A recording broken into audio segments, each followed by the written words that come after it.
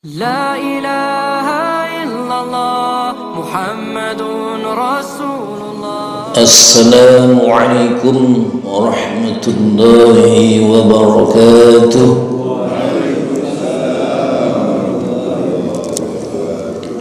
بسم الله الرحمن الرحيم. الحمد لله رب العالمين وبه نستعين على أمور الدنيا والدين والصلاة والسلام على أشرف الأنبياء والمرسلين سيدنا محمد وعلى آله وصحبه أجمعين.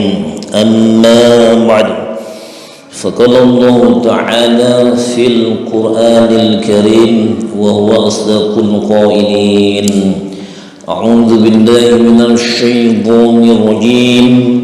بسم الله الرحمن الرحيم.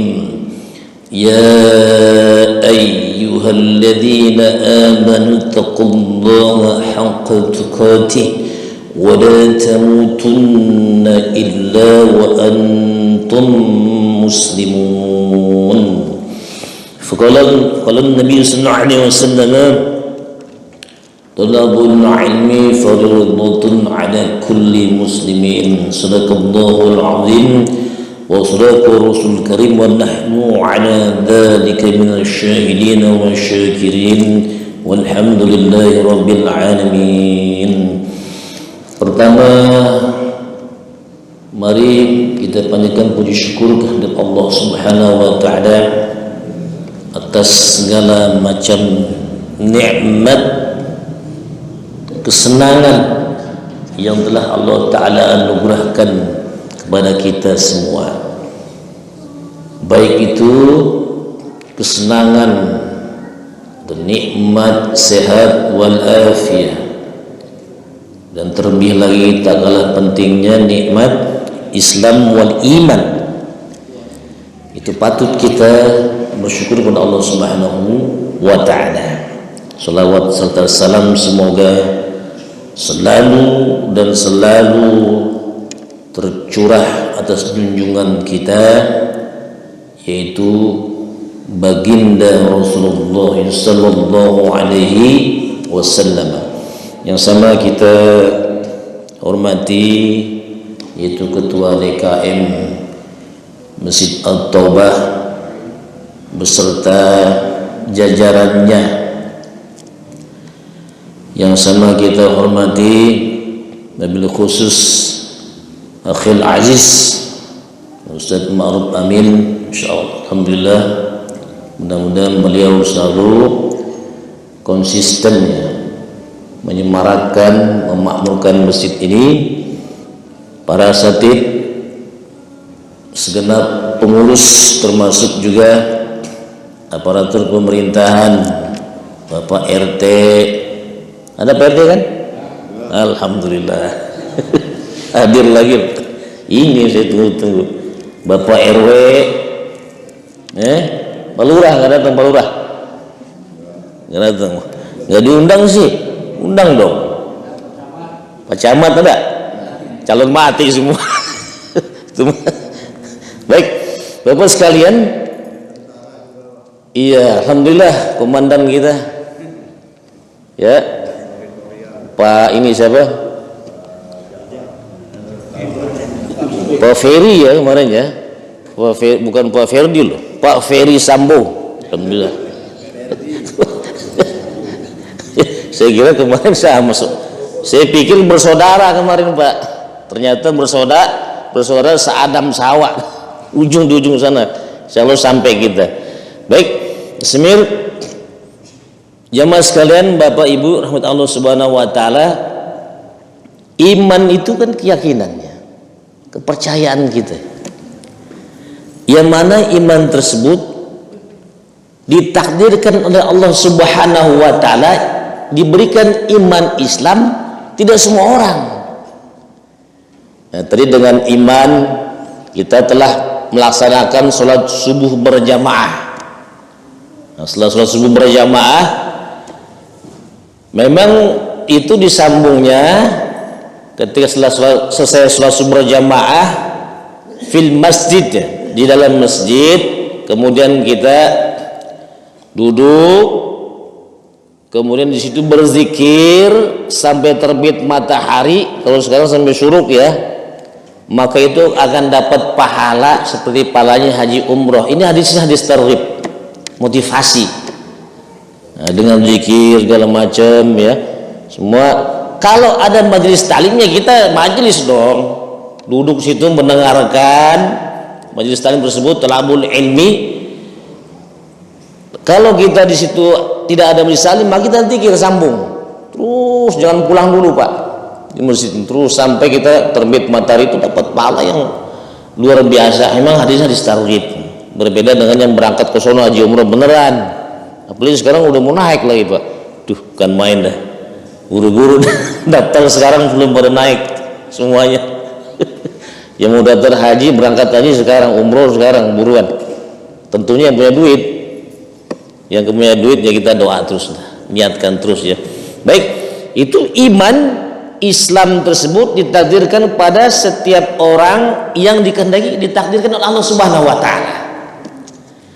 Apabila kita sepanjang hidup ini sampai akhir hayat kita, ya, kuat, kokoh nih pada ucapan lafaz la ilaha illallah, pasti masuk surga. Nah, Rasulullah SAW bersabda, man kana akhiru kalamihi la ilaha illallah dakhalal jannah. Ini hadis ini ada yang mengatakan, kok gampang bener, udah kita nggak usah dengerin. Ya, ada yang begitu, ada yang berbicara seperti itu, kok enak bener, bisa hanya melafaz ketika mau meninggal melafazkan lafaz la ilaha illallah masuk surga. Ada yang begitu, ya? Ada, pernah dengar kan Pak? Ada kan saudara-saudara kita tuh, ya, ada seperti itu.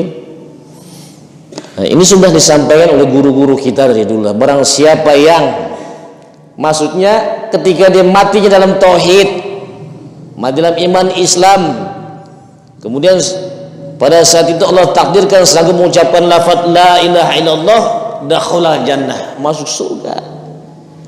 Tapi memang tidak semudah seperti itu, ada prosesnya, ada caranya supaya iman itu terus bersarang dalam dada kita. Kebalikannya Pak, kalau pada saat ini, zaman sekarang, zaman milenial, ya Pak Hud, ya, disebut zaman milenial. Apalagi kemarin zaman copit, ya, luar biasa itu upaya-upaya kita. Kalau iman ini tidak jaga, kemudian perjalanan kehidupan kita ini di tengah jalan terpengaruh, keimanan kita goyang, boleh jadi naudzubillah menjalik, ya, kemudian dia murtad, ya, faulaika habitat a'malum fid dunya wal akhirah wa ulaika ashabun nar, insyaallah khalidina fiha. Kalau di tengah perjalanan kita keluar dari Islam, maka semua amal-amal ibadah kita yang selama ini telah kita lakukan sia-sia. Nauzubillah min dzalik, ini Pak, ya. Nauzubillah min dzalik. Maka ini kita harapkan kaum yang muda lah, ya, kaum yang muda-muda sekarang kan remaja ada, yang remaja ada. Kalau ini kan remakul semua, remaja kolot semua. Ini kita yakin keimanannya insya Allah mudah-mudahan kuat. Tinggal hanya menjaga saja. Bagaimana cara kita menjaga? Ada upayanya nanti menjaga. Nah, amal-amal ibadah kita selama itu, kalau kita keluar, ya, dari agama Islam tersebut, maka itu sia-sia semua. Bahkan akan diancam dimasukkan dalam neraka selamanya. Diancam-ancam Allah Subhanahu wa taala.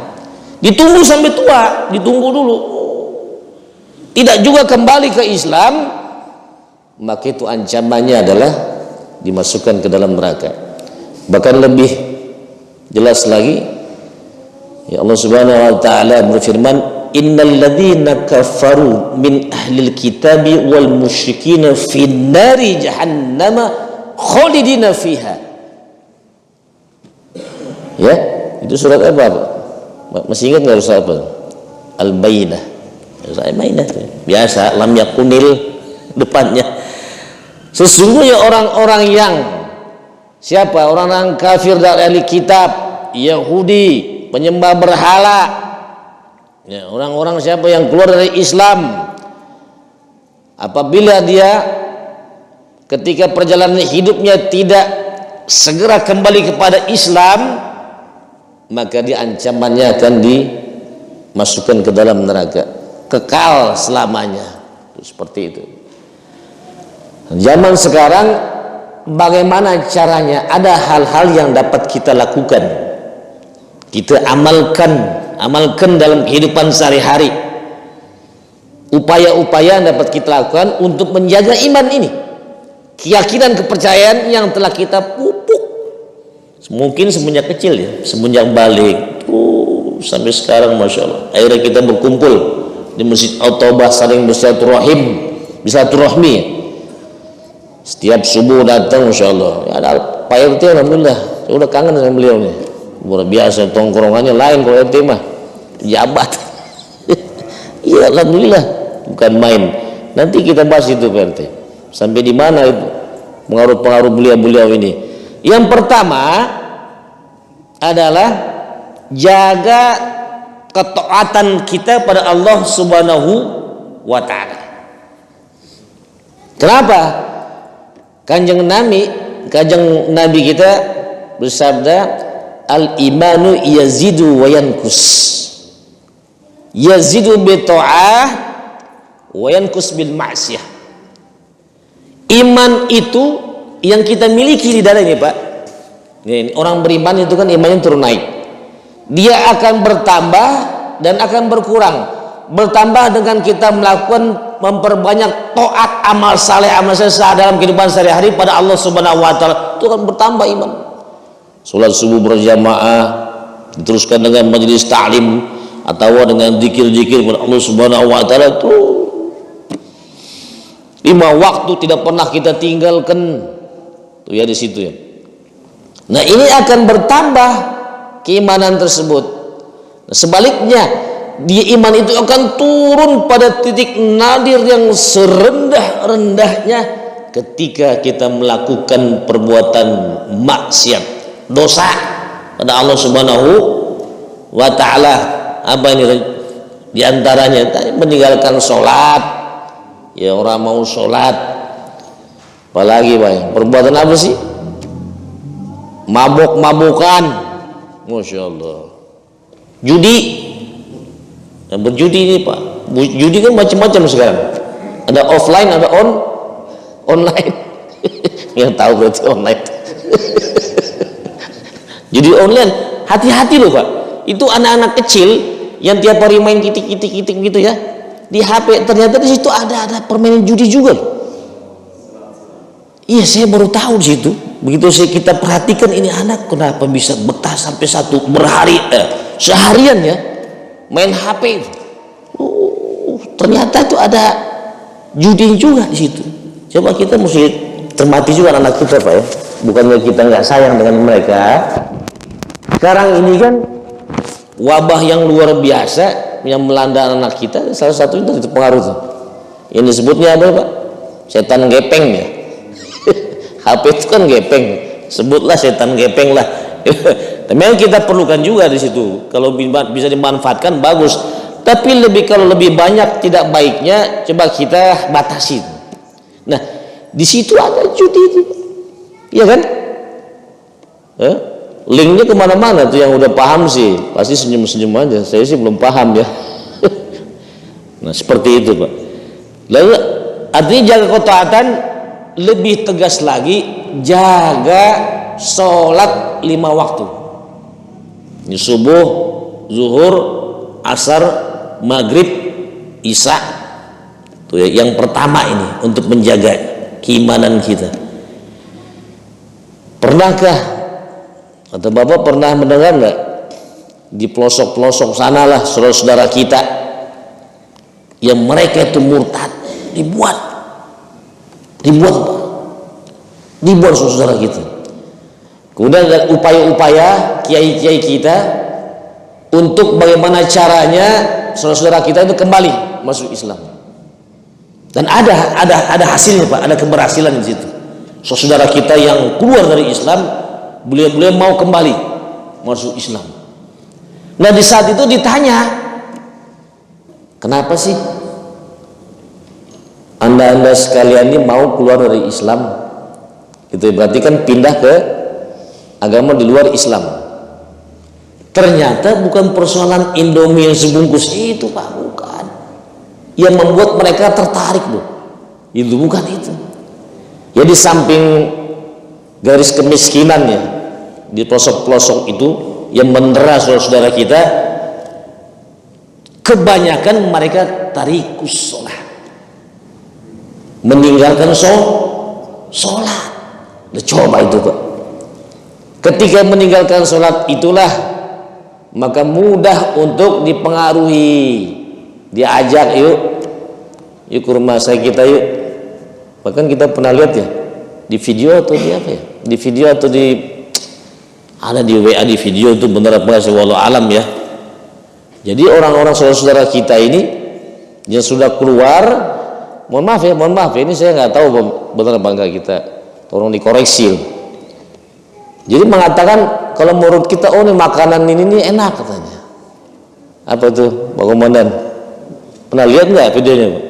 B2 jadi perempuannya itu pakai yang muslim lah, dia makan dengan santai, ini enak loh Pak, hampir lagi lapar waktu itu. Ini bener apa enggak? Coba bayangkan itu keimanannya di mana, pakai pakaian ini muslim, bukan yang prianya, bukannya, tapi wanita-wanita yang berpakaian muslimah, salah satunya dia makan makanan itu. Makanan apa sih? B2 itu loh Pak, dimakan. Ini makanan enak loh, enak, seperti dipromosikan ke saudara kita. Bayangkan coba saudara kita yang menurut para kiai-kiai kita tarikus sholat, yang tiap hari dia meninggalkan sholat, bisa jadi terpengaruh loh. Jadi bukan persoalan dikasih uang ataupun Indomie sebungkus ternyata. Nah mereka saudara kita meninggalkan sholat 5 waktu. Maka dari itu salah satu caranya yang pertama untuk menjaga keimanan itu jaga ketaatan kita, lebih tegas lagi jaga sholat 5 waktu, jangan tinggalkan. Kalau kita menjaga kewajiban yang telah Allah Ta'ala bebankan pada kita setiap harinya itu, maka Allah Ta'ala pun akan menjaga kita plus keluarga kita juga gitu Pak ya. Pertama. Yang kedua adalah perbanyak zikrullah. Iman itu seperti pakaian Pak. Ini pakaian mandan jas udah bolong-bolong belakang nih Pak. Laporan dulu. Komandan laporan Pak Haji, mohon maaf. Belakang udah bolong-bolong, saya baru sadar waktu lagi khutbah di Kodiklat sono TNI, anak saya di belakang. Pak, itu kayaknya udah bolong-bolong. Yang bener bolong, kenapa ya? Saya nggak tahu. Jadi di situ ada pembelajaran juga Pak. Oh iya ya, ketika kita hubungkan dengan hadis tersebut, iman itu seperti pakaian, dia akan lapuk, akan usang. Nah, kita akan berupaya untuk memperbarui, membaguskan pakaian tersebut. Kira-kira jasnya diperbarui nggak ntar? Kira-kira bisa diperbarui nggak Komandan? Ini kira-kira aja. Laporan Pak sama beliau. Nanti kita cek nih bolong. Ini iman seperti itu Pak. Ketika dilapuk usang, maka baginda Rasulullah SAW melanjutkan ketika sedang berkumpul dengan para sahabat, jadidu imanakum. Kaifa najidu imanana ya Rasulullah? Maka para sahabat bertanya kepada Rasul, bagaimana caranya memperbaiki, mengindahkan iman kami nih ya Rasulullah? Saat itu Pak, 14 abad yang lalu, tembus uang waktu sampai sekarang, sampai ke Taubah nih, itu hadis. Kalau Bapak pernah baca kitab, pernah ngaji Irsyadul Ibad, di situ Babul Iman ya. Kitab itu kan tukilan dari yang Kutubus Sitah itu loh Pak. Sunan Tirmizi, Sahih Muslim, Sahih Bukhari diambil taruh situ. Ini. Jadi belum ada penjelasannya. Kalau baca kitab itu mesti buka syarahnya. Kitab yang lain ini urusan ustadz-ustadznya lah. Yang bapak nggak usah puyeng kan ustadznya kan. Cek Imam Ghazali begini Pak, minum susu itu enak yang sudah jadi ya. Ada susu nggak? Nggak ada ya? Nggak pakai susu nggak disiapin. Air putih aja. Susu langsung kita minum kan enak. Ntar kopi kita terakhir disiapkan ada yang raciknya ada. Padahal siap lah. Jadi susu ketika langsung minum itu rasanya kan tidak perlu kita mengatur prosesnya. Begitu juga dengan tadi ilmu. Ini lanjut, kita break ini ya, parkir sedikit sebentar ya. Kita Irsyad kitab Irsyadul Ibad itu tukilan hadis ditaruh di situ oleh ulamanya Sayyidina Al-Maribari. Kemudian susu seperti kata Imam Ghazali, ilmu itu seperti susu. Nah, ada susu kita langsung minum, enak kan? Nah, yang agak sulit adalah prosesnya. Dari sana kita siapkan mencari susunya di mana? Dari kambing, susu kambing, diperah dulu, diproses dulu, terus sampai masuk ke satu gelas kita minum. Itu prosesnya urusan-urusan yang ahli ilmunya deh. Ya, kalau bapak mau naik imam jadi iman ilmu, bukan iman takdir, boleh silakan, tapi butuh waktu itu Pak. Kalau di pondok kan begitu diajarkan, kita ngaji dulu gali. Hadis tersebut tadi terdapat di situ salah satunya prosesnya ya, ada di situ. Perbaharui iman kalian. Para sahabat bertanya, bagaimana perbaikinya Rasulullah? Qala fa'aksiru min qouli la ilaha illallah. Maka perbanyaklah oleh kalian, kamu kalian, faksiru, tuh pakai wawu sama alif nanti kan sim jamak. Banyak orang waktu itu pada saat itu sahabat berkumpul. Perbarui iman, perbanyaklah oleh kalian dengan membaca lafaz dzikir la ilaha illallah. Nah, ini mumpung bulan haram nih Pak. Bulan haram mesti bulan haram ini dilarang, yang dimuliakan bulan Rajab. Bulan Rajab ini perbanyak zikir itu, la ilaha illallah, la ilaha illallah, la ilaha illallah. Zikir yang paling tinggi apa? Salat. Salat tuh baca Quran ya, bulan Rajab perbanyak salat, baca Quran, dizikir la ilaha illallah, afdhal dzikri fa'manu la ilaha illallah. Di pelosok-pelosok Pak, jamaah Allah Subhanahu wa taala, di pelosok-pelosok itu ada orang yang dia baca Quran yang masuk kocar-kacir. Di sini enak, ada yang mengajarkan ya, tahsin ya.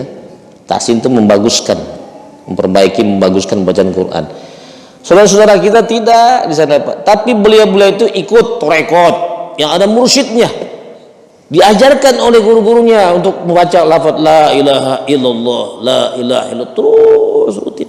Terkadang orang-orang seperti ini Pak, seperti ini nih, walaupun dia tidak kenal tafsir Quran, tidak belajar ilmu nahwu shorof, tidak belajar masuk ablaun dan sebagainya, tapi Allah takdirkan dia ketika wafatnya bisa mengucapkan rapat la ilaha illallah. Makanya bapak-bapak kalau ada tahlilan ikut aja di situ. Maksudnya tuh kita supaya membiasakan lisan kita untuk berzikir.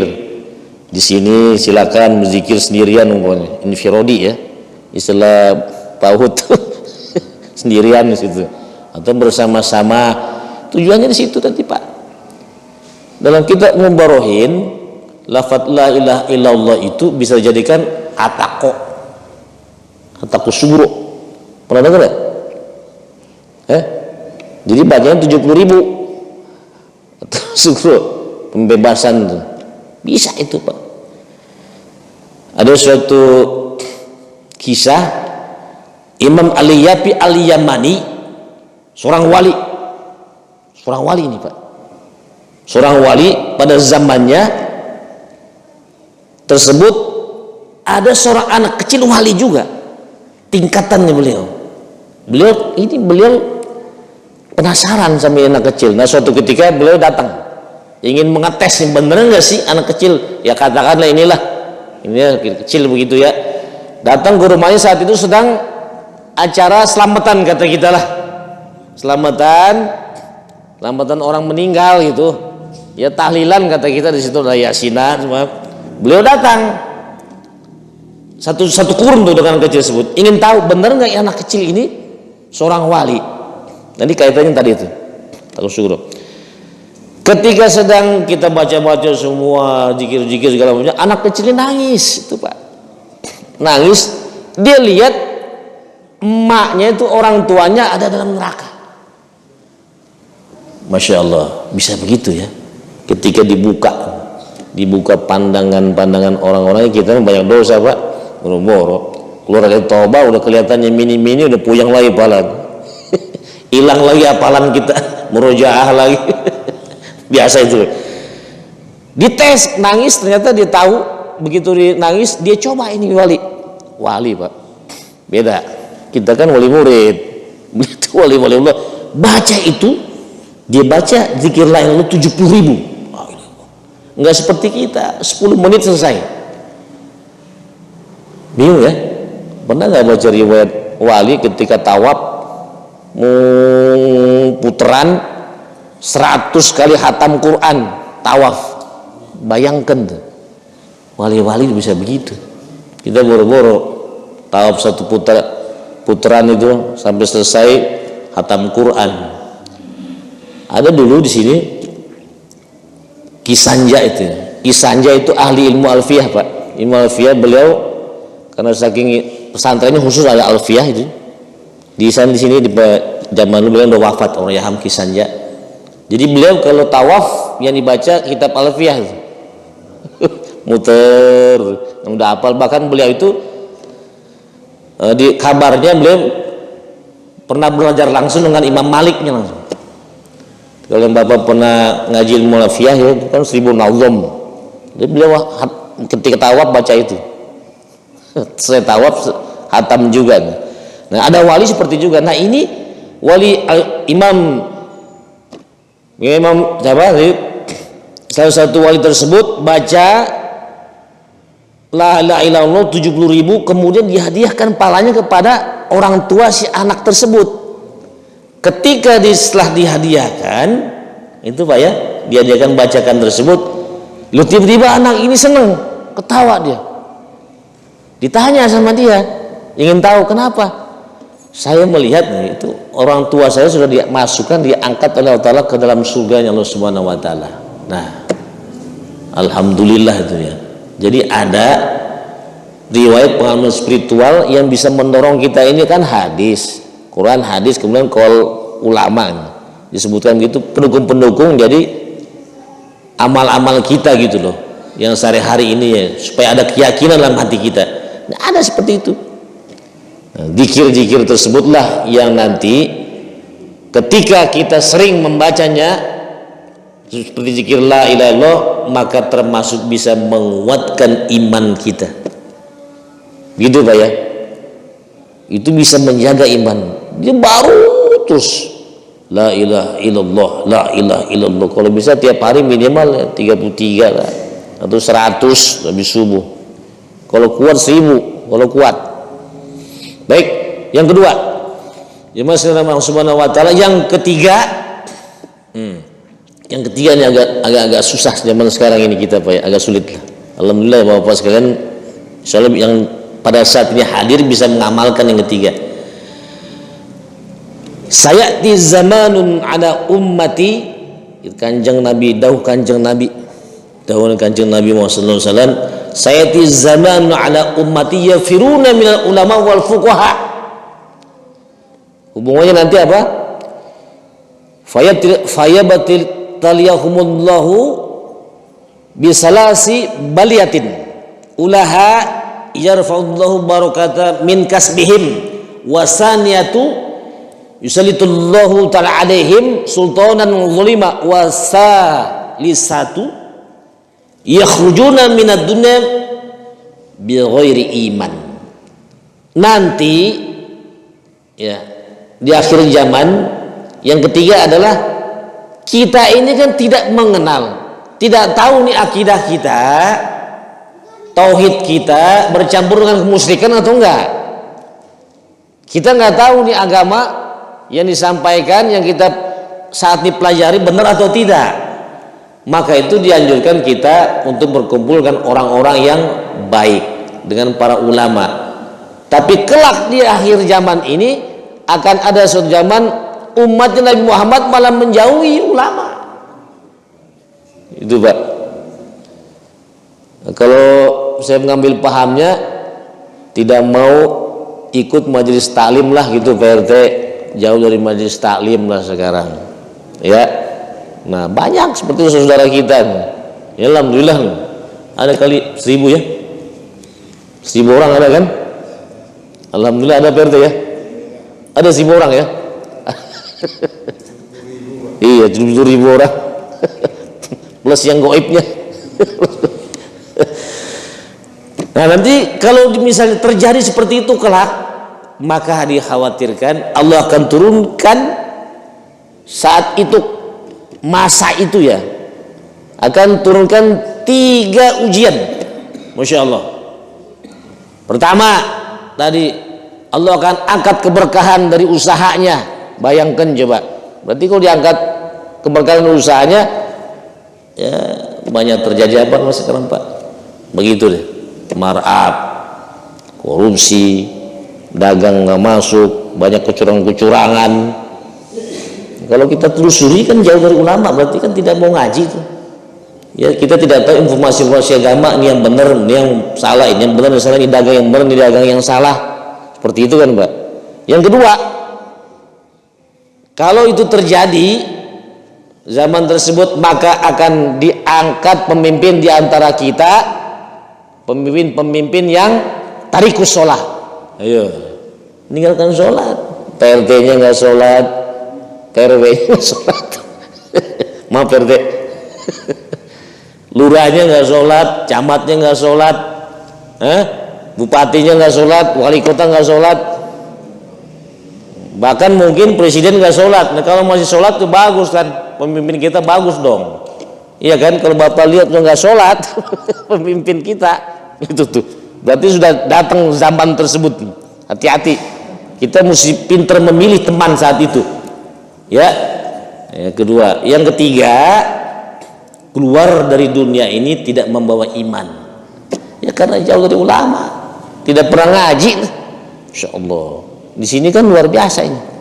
Tiap ahad ada pengajian, ada subuh. Apalagi tiap hari ada ya?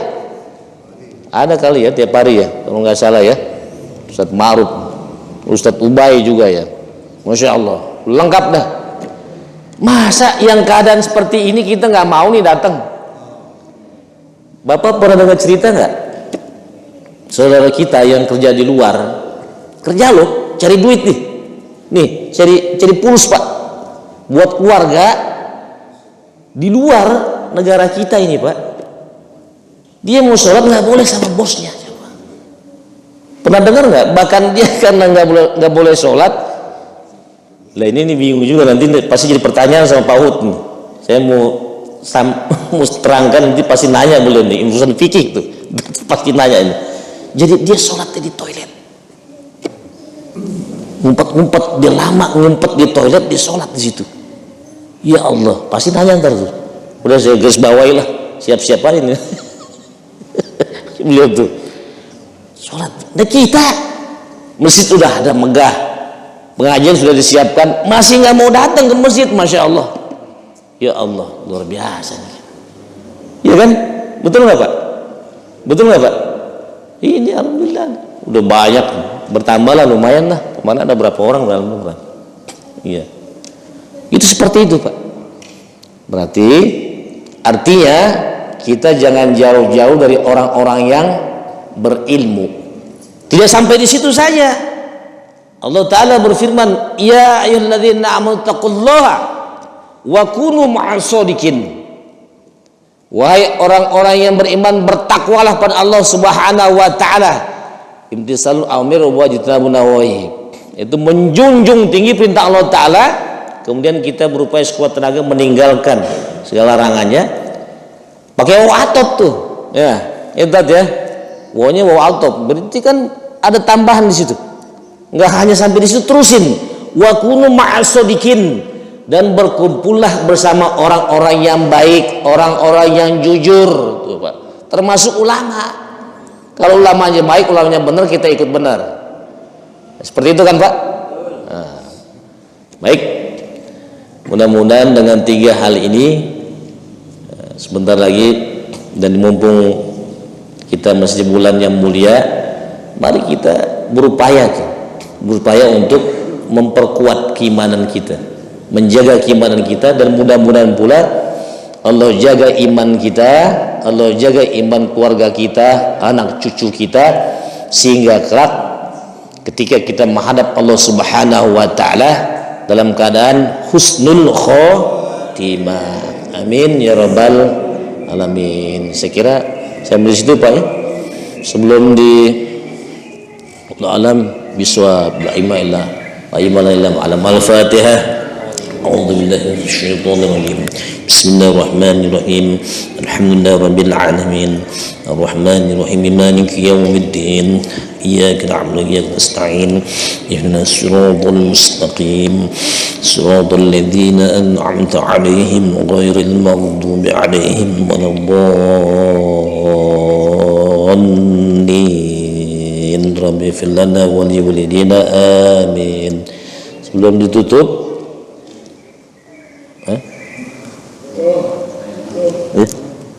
Kemudian kali ada pertanyaan? Nah, ini dia nih.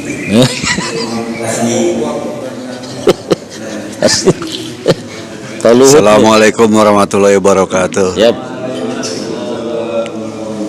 Ini kadang-kadang nih umat memang gitu Pak. Kadang melihat siapa yang bertanya dan melihat apa-apa orang yang menyampaikan daripada dakwah.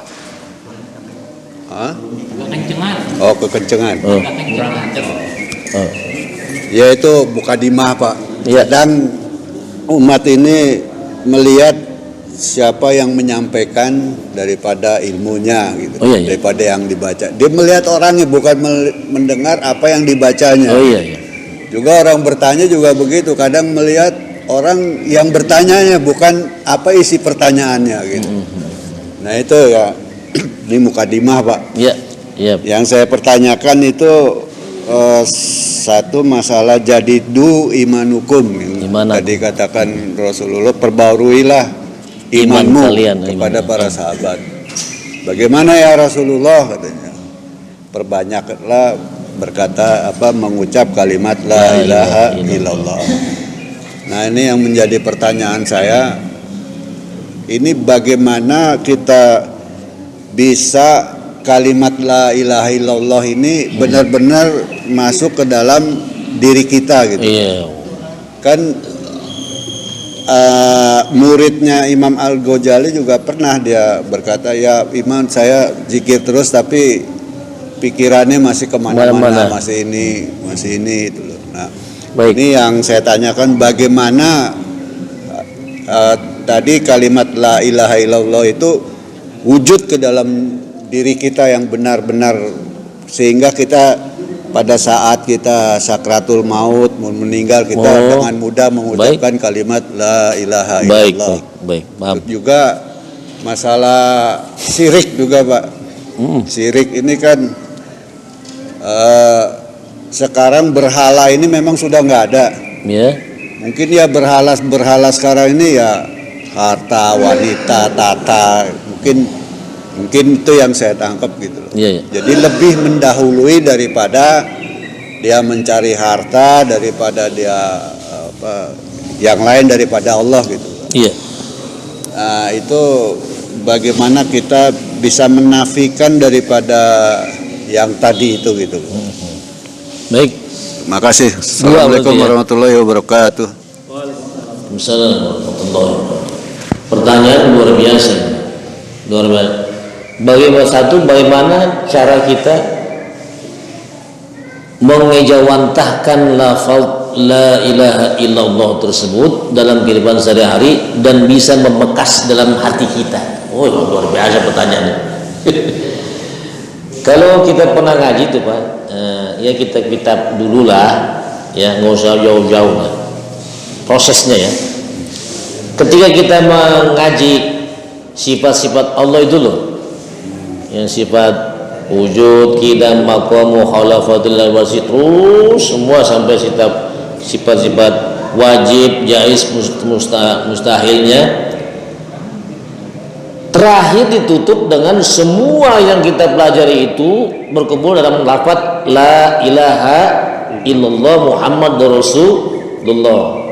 Itu salah satunya kitab Riyadul Riyad tuh, kitab Riyad dia ada di situ. Imam Nawawi Al-Jawi itu. Jadi proses untuk mengejawantahkan, memasukkan lafaz la ilaha dalam hati kita perdalam dengan seorang guru tentunya ya, dengan seorang guru tentunya. Dan satu, ini secara teori kita memperdalam ngaji ilmu tauhidnya. Ilmu tauhid memang tidak mudah, tidak mudah, itu banyak pertanyaan di sana. Nah, kita ambil yang bukan sederhana, yang umum sajalah. Saran saya, kalau kita belajar terlalu mendalam, khawatir ini kita tidak sampai pemahamannya, dan terkadang salah paham. Nah, biarkan itu para kiai-kiainya saja lah. Satu, yang kedua tadi jelas. Saya teringat guru kita beliau itu kan salah satu murid dari Ki Payumi dari Jasinga gitu Pak. Singa Ki Ibrahim bin Sanan, beliau guru juga Abu Ya'ukon. Ini ucapan beliau ya. Hadisnya sudah ada tadi hadisnya di kitab Irsyad tersebut ya. Kalau bisa setiap waktu, setiap hari kita perbanyak melafadzkan, membaca lafadz la ilaha illallah. Kata bahasa beliau ini, ya kali-kali ajalah manggil saya kan Jun, kali-kali saja Jun. Nanti kita kalau sering-sering baca lafadz la ilaha illallah, baik dalam zikir kita, baik ketika kita ikut-ikutan itu loh, ngariung, bahasa Sunda cek bahasa Sunda kan ngariung, talilan, mudah-mudahan aja lisan kita biasa. Nah saat itulah nanti kita bisa, ketika dipanggil Allah Ta'ala, lisan ini Allah izinkan sanggup mengucapkan lafadz la ilaha illallah. Itu Pak. Yang pertama berarti belajar dari ilmu tauhid tersebut, nanti di penghujung dari kesimpulannya adalah terangkum dalam lafadz la ilaha illallah Muhammad Rasulullah.